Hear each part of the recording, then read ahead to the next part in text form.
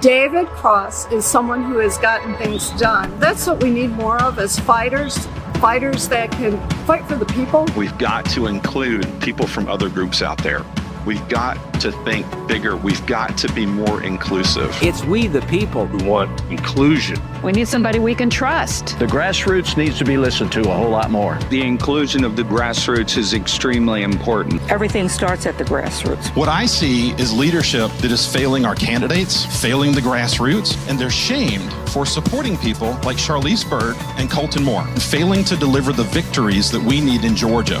David Cross has new ideas to engage the grassroots. What I'm looking to try and do is to reinvigorate this organization, makes them want to be part of something that's bigger and better and bolder. The way it's structured today is more like an elite country club. The elites. The elites are the people that don't want transparency, the good old boys. There is unfortunately a tendency within the party to be somewhat clubby. Typically when we hear unity, we hear the establishment telling us to fall in line. David Cross is a businessman.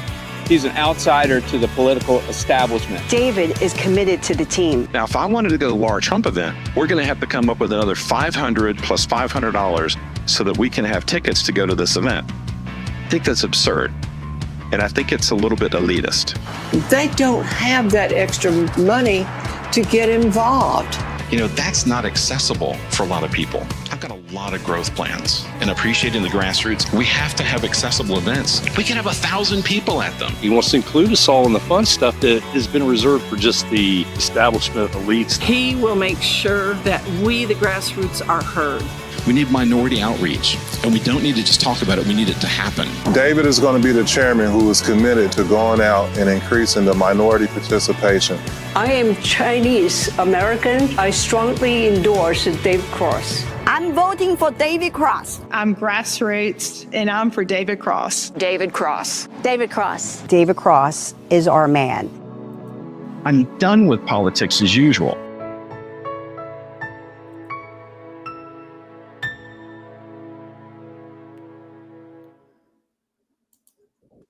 Well, David, welcome to the show, and wow, what a fantastic video! Yeah, that was powerful. The first time that my video guy Ty shared that with me, I literally had a tear rolling down, out of my eye. There were so many people that responded and said, "I want to be there. I want to help out." And there's a lady that's at the end that's outside, and her name, she's from Taiwan, and when she immigrated here, she changed her name. Right, and she changed it to Lusa, L-U-S-A, and that means loves USA. So that just, every time I think about that, I mean, there's people out there that are fighting, man, and I love every one of them that have reached out. So we're 2 weeks away from the state convention as we sit here today. Actually, at 1 day less than that. How are you feeling? What are you hearing? What are people saying? So forth. I know you've gone now to many places all over the state. Yeah. So here's where I'm at. I think we're going to win. I think we're going to win. I don't mean to be brash when I say this, but I think we're going to wipe the floor with Josh McKoon. He is scrambling right now. Every time we talk about money, he gets upset. And there's the detractors that are out there that are saying, he self-reported that he spent money on the company card, and he self-reported, he turned it in, he reimbursed, he did everything. Bull, right? I'm the one that found those things, and the thing that the people out there need to understand is that if you were the CEO or the chairman of an organization, and you accidentally use the company credit card once or twice or however many times, in this case, I think we're up to 13 times now. But if you do it once, you should call an executive committee meeting to make your executive committee aware that this has happened, how it happened, why it happened, and how it's never going to happen again. And there's been zero communication out of Josh McKoon, and it's embarrassing. So I think people are fed up with this. I think that they also see that the fact that he paid $21,000 in severance to his best friend. I think people are sick of that, and I think people feel like it's time to take back their party. Well, he called it severance. The person we're talking about, Travis Bowden, called it a Christmas bonus. So you can't be both. So that just the fact that they were explaining it in two different ways says, wait, something's wrong. And No, then in the history of my career of working for 35 years or 34 years, I have never seen a situation where somebody worked in an organization for 12 months and then got 2.5 months severance plus a Christmas bonus 6 months after they were gone. It only happens in politics. Of course. So in talking to folks, are they getting it, and are they willing, and are they going, as far as you can tell, to the convention? Are they ready to take action, no matter what that means, standing vote or clicker vote or whatever? Yeah, I think so. I think there's a lot of people that are going to be coming to this convention. People understand that it was rigged, to put it up in the 14th district. That's Josh McCoon's stronghold. But there's some people up there like Roy Hambrick that are making a huge dent in making sure that the truth is heard up there. Throughout the state, the message has been very clear. When I walk out of a room, frequently the room has been seated with a bunch of McCoon people. I go into these things not having called anybody, right? I want the truth when I go to these things. He seeds the events, with bringing people from all over creation to, drags them out there and has them clap extra loud and all that kind of thing. And you can tell. I mean, you can tell it's political pandering. Yeah. But when I'm done with a lot of these events, when I'm walking out, there's people that have McCoon stickers on. I'll still go over and talk with them. And they frequently tell me, hey, when I came in, they slapped this thing on me, but my vote's for you. I'm hearing that everywhere. My gravest concern is that there are people that have been disenfranchised in southern Georgia that are going to have to drive a long way, to get there to be able to cast their vote for me. Mm-hmm. And and one of the things I'm doing right now is I've been very blessed with raising a lot of money. And in some cases, with folks that are having a hard time, I'm offering them, like a gas scholarship, or for a couple of young Republicans out there, I've offered, to pay their fees to be able to attend the convention, because as you know, I want to do a young Republican scholarship program. Mm-hmm. And, what better way to pave that path than for me to offer that scholarship. So yeah. The convention cost is $150. It's a money-making proposition for the Georgia GOP. It shouldn't be. It should be a business function of the Georgia GOP.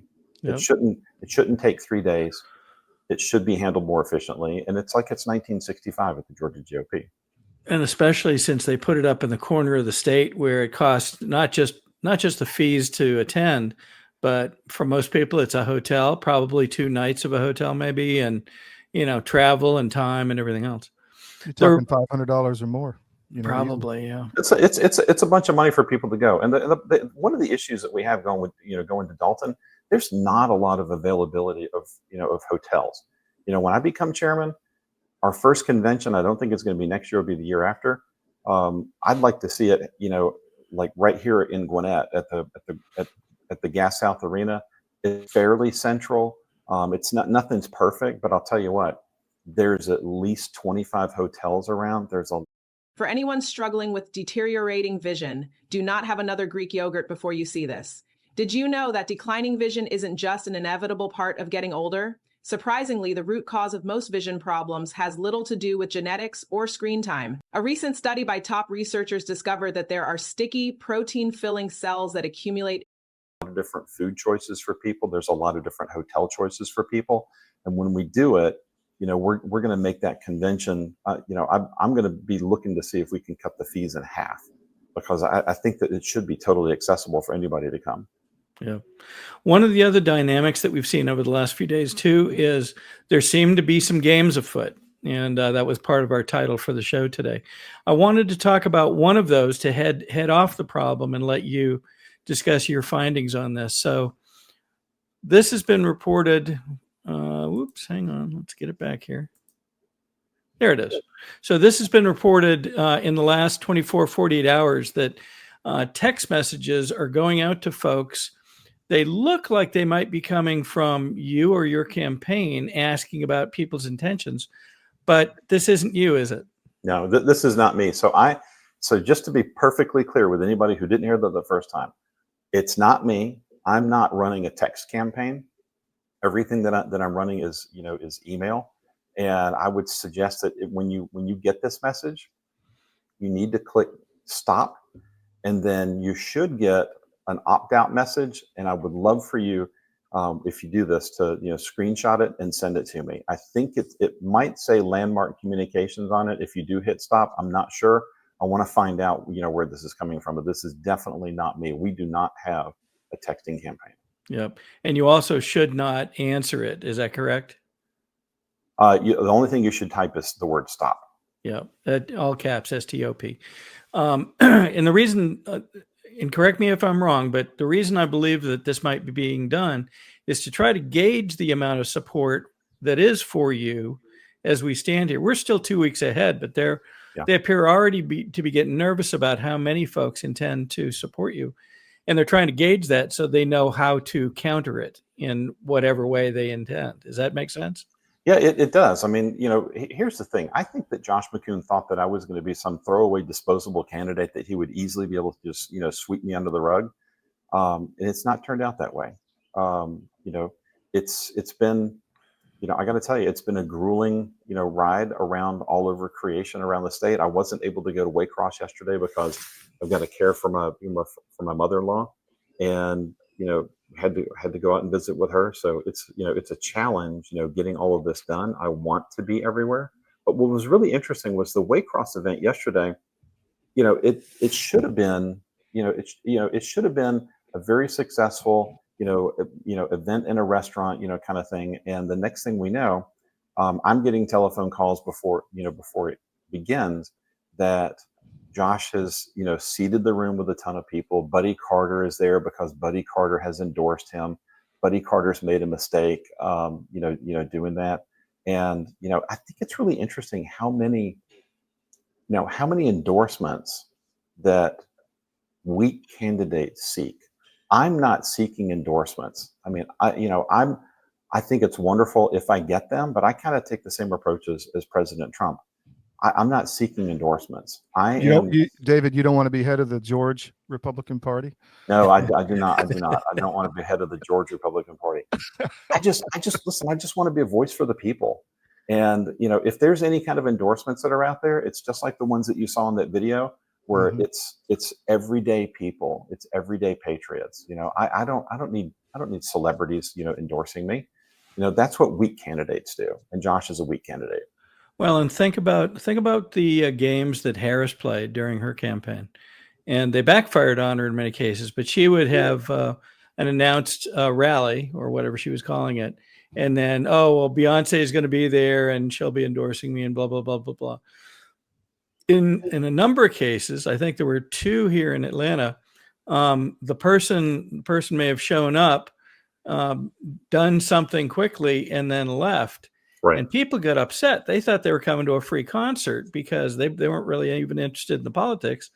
And they find out, wait a minute, this was all a setup. Right. And you add that to the concerns that have really bubbled up this past session about the intent and the wherewithal of our legislators and also our extended legislators in Congress.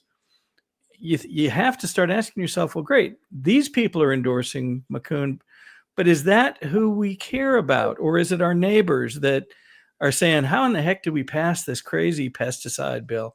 And how in the heck do we get this tort reform thing passed, even though we were screaming and yelling at our legislators not to do this? So again, it comes down to, who really is controlling the future here? Is it the people, which it's supposed to be, is the last time I looked at the Constitution, or is it these guys with, that apparently seem to think they're celebrities and whatever I say is what you should do. Yeah, I think it's really interesting. I think if we tally up the cost, of doing this campaign, it's not going to surprise me if Josh, tops like $50,000 or $60,000 or more, for a volunteer position. That doesn't make any sense to me. For my purposes, I haven't even really done any kind of fundraising. I've had a couple friends that have reached out and said, hey, I want to help support you and that kind of thing. And what can I do? And last time I checked, I think we raised like $12,000. I'm pretty sure I'm not even going to spend all of that. There's no need to spend all of that. I mean, you've got gas money, you have email, cost. I mean, Josh is doing these stupid things like sending out postcards to people. It's just sending out 4-page flyers on cardstock with varnished 4-color process. Yeah, and I think that those were actually charged to the Georgia GOP. I think that $19,000 was charged for those things. I'm still looking into that right now, but those things were paid for by the Georgia GOP. They had him all over the place. But I will tell you this: on the campaign trail, like in the last week or so, it's interesting. My message about how much money has been raised and how much money we can raise, I've really drilled into that quite a bit, and I'm coming up with something called the $20 1% plan. Or the $20 1% initiative. And what that is if we can get 1% of Republicans across the state to give $20 a month, that's roughly 20,000 people times $20. That's $400,000 a month coming in. That's nearly $5 million before you go out and ask for the big gifts or anything like that. Mm-hmm. And the other side is laughing at that. President Trump didn't laugh at that. And the people that are out there, that know how things work, they understand that is totally possible. And as I've been drilling into that, I've been making light of the fact that, Josh is out there saying that he raised $3 million in the last 2 years. 1 million of the 3 was from Kelly Loeffler. So he really is able to claim credit for 2 million. And that is a ridiculously small amount of money for the 8th largest economy in the United States of America. It's a laughable rounding error. We are capable of so much more. And so this past week, Josh began, telling a fib and saying that he raised and spent $23 million. Well, it's kind of like that Clinton thing, it depends on how you define the word is, in this case, it's raised. How do you define the word raised? And for a politician, raised, it just means any money that came into the bank account. Doesn't matter whether he was responsible for it or not. So he's claiming credit for the money that Trump set in. And he's saying it was $23 million. And I'm at the point right now where I'm just going to start saying, Josh is lying his ass off, right? Kind of a play on words there. So, David, I just got off a European show a few minutes ago, and the talk was about scales falling off the eyes of people and seeing what's actually happening. Are you seeing that in Georgia? I've got a lot of emails in the last 3 months or so from old, establishment, not really establishment, but Reagan Republicans, older people who just don't have an idea of what's really happening, and they just support Republicans. So are you seeing an awakening in Georgia, I guess is the question. Yeah, what's really exciting right now is the under 35 crowd is much bigger than the baby boomers. The baby boomers, my parents were baby boomers. I never post stuff like this, but I had to share. I cook almost every day, so we've gone through our share of cutting. They've passed away now. The baby boomers are dying off, and the largest population cohort that's out there right now is the under 35 crowd. They're growing. They're interested. They're upset with not having a voice. They are keenly aware of the fact that they're being told, oh, hey, you want to get involved in coming to the party? You need to wash dishes for a long time. And that's another thing. I mean, even Betsy Kramer this past week was saying, oh, you can't just come in the party and go right to the top. Well, excuse me. I'm pretty sure Donald Trump did that. Came from nowhere, went to become president, got attacked from every different direction, and won again in 2020, but the system was rigged. And then he came back in 2024, more powerful than ever. And I'm really excited about what's going on. And I think that's a concept that is following over, into the Georgia GOP. I think people feel like there's this potential watershed, moment where we could really get some things done. And I think they're asking themselves, why are we not already behind some of these initiatives, pushing harder than they have seen? And they realize that some things have been left undone. Elections, follow through on, some of the things that the Trump started with, illegal aliens and so forth. We don't seem to be putting nearly enough pressure on these areas, and they see it to their credit. Right. You may want to stay tuned for later in the show. We have a couple of surprises of our own that we're going to show that may bear fruit over the coming weeks. We will wait and see. But we appreciate you being with us. Thank you. Thank you, All David. right. Appreciate you guys. We'll see you.